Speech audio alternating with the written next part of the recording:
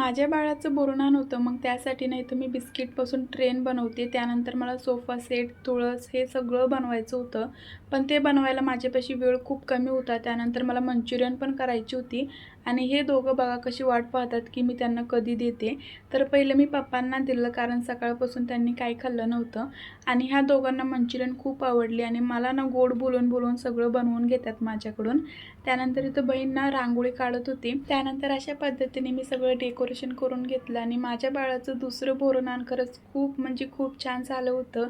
Decoration सगळ्यांनाच खूप आवडलं. त्यानंतर बुकूनच झोपून उठला होता आणि एवढे सगळे चॉकलेट बघून त्याला असं वाटत होतं की मी एकट्याने सगळ्या खावावी.